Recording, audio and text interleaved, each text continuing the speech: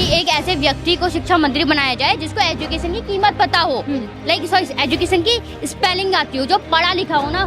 बुरा ना माने बट क्या आपको नीट का एग्जाम फुल फॉर्म पता है आपको? नेशनल एलिजिबल करके कुछ फुल फॉर्म है, ठीक है, फुल लाइक अभी मैंने याद की थी बट भूल गई, वो बात अलग है, ठीक है। ओके, वो भी छोड़ते हैं। जैसे कि आप कौन से बोर्ड से पढ़ती हैं यहाँ पे? CBSE board. आपको CBSE का फुल फॉर्म पता है?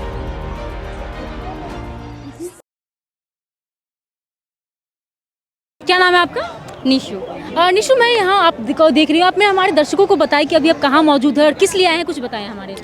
देखिए, मैं अभी यहाँ पर दिल्ली जंतर मंतर पर जो ये प्रोटेस्ट चल रहा है CJP का, उस पर मौजूद हूँ। और इसलिए मौजूद हूँ क्योंकि यहाँ पर धर्मेंद्र प्रधान का रिज़ाइन मांगा जा रहा है, और इसलिए मांगा जा रहा है क्योंकि नीट पेपर लीक हुआ है, जिसकी वजह से इतने सारे बच्चों की जान गई है। तो हमें उन बच्चों को न्याय दिलाना है, उनके लिए जस्टिस चाहिए। इट्स वाई हमें धर्मेंद्र प्रधान का इस्तीफा चाहिए, और यहाँ पर हम प्रोटेस्ट करने के लिए इकट्ठे हुए हैं। अच्छा, मेरा एक और सवाल है आपसे। जैसे कि सारे पेरेंट्स चाहते हैं कि उनके बच्चे पढ़ लिख कर IAS बने, डॉक्टर बने, इंजीनियर बने, लेकिन यहाँ सब अपने आप को कॉकरोच बता रहे हैं। उनका कहना है कि हम कॉकरोचेस हैं, ठीक है। अगर कोई आपको कह देगा कि हम गधा हैं, बैल है, तो क्या आप मान लोगे कि हाँ हम गधा हैं ऐसे? लेकिन हम नहीं मानते हैं ना, जब हमें पता। देखो, जो चीज़ कायम है ना, जो चीज़ जिस चीज़ के लायक है, हम वो बोलेंगे, ठीक है। तो हमें आपने अब तक गधा बोला नहीं है और ना ही ये बोलेंगे, क्योंकि एक बार कॉकरोच बोला था और उसकी सर क्यों पापा यार सुनाई थोड़ी देर है, आप ये बात कर रहे हो यार। सर एक सेकंड प्लीज बोलने दीजिए। अंकल आप समझा नहीं सकते। हाँ सर, बोले आप उनको छोड़े। हाँ, तो मैम आपको क्या लगता है कि जो कॉकरोच पार्टी ये कर रहे हैं काम, ये कुछ आगे भविष्य में छात्रों के लिए या फिर देश के लिए कुछ अच्छा काम कर पाएंगे?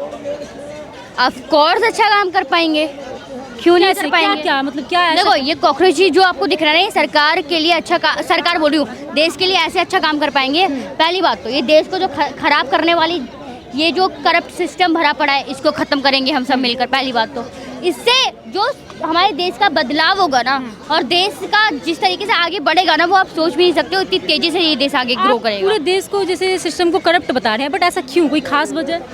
आए दिन पेपर लीक हो रहे हैं, आए दिन बच्चे इससे परेशान होके क्या कहते हैं, सुसाइड कर रहे हैं। किसान परेशान है इस सरकार से, जिन लोगों के पास रोजगार नहीं है वो लोग परेशान है इस सरकार से।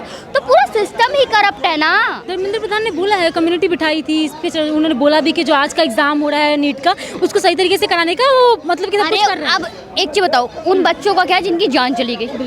क्या उन बच्चों की जान वापस आ जाएगी? अगर आप रीनीट करवा देते हो, क्या आपके पास गारंटी है कि आप दोबारा से इन बच्चों की जान वापस आ जाएगी? तो भाई मेरे को नहीं लगता कि ये लोग बस अपनी जुमलेबाजी करते हैं, बस की तो इनकी कुछ भी नहीं है।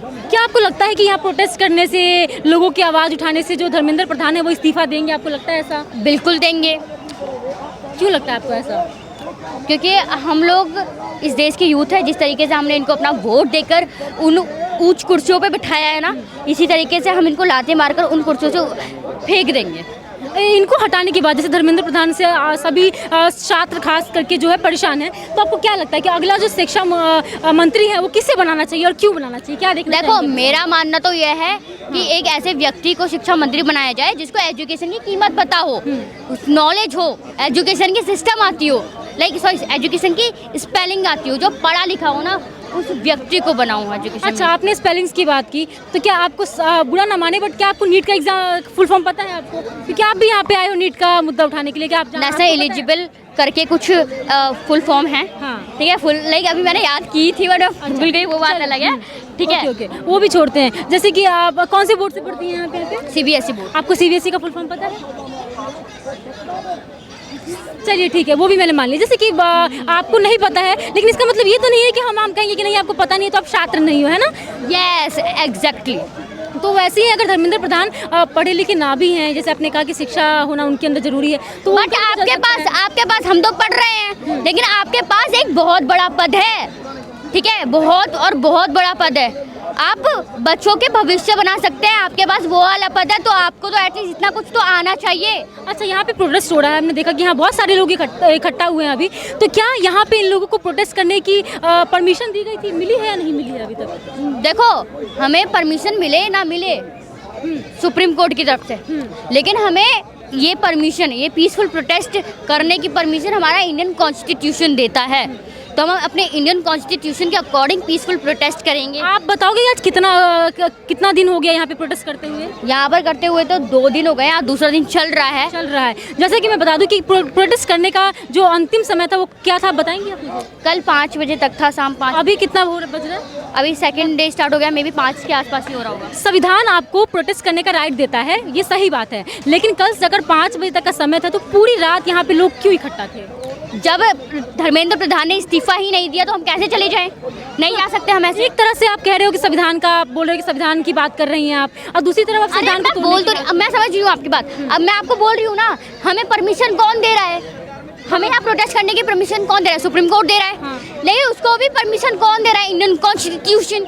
जब हमें सुप्रीम कोर्ट भी हमारी आवाज़ को जब दबाने लगेगा ना, तो हम सुप्रीम कोर्ट की भी नहीं सुनेंगे, हम सुनेंगे हमारे भारतीय संविधान की, और वो हमें इस चीज़ की इजाज़त देता है। तो हमें यहाँ पर 2 दिन क्या, यहाँ पर 20 दिन भी रुकने के लिए तैयार हैं। क्या सुप्रीम कोर्ट आपकी आवाज़ों को दबाने की कोशिश कर रहा है? ऑफ कोर्स दबाने की कोशिश कर रहा है, तभी तो कल ये सब जितना भी ये सिस्टम है हमें चिल्ला के बोल रहा है कि आपका 5 बजे तक का टाइम खत्म हो चुका है, यहाँ से जाइए। एक समय सीमा होती है हर चीज़ की, यहाँ पे हमारी सीमा वहाँ तक है जब तक धर्मेंद्र प्रधान इस्तीफा नहीं देंगे।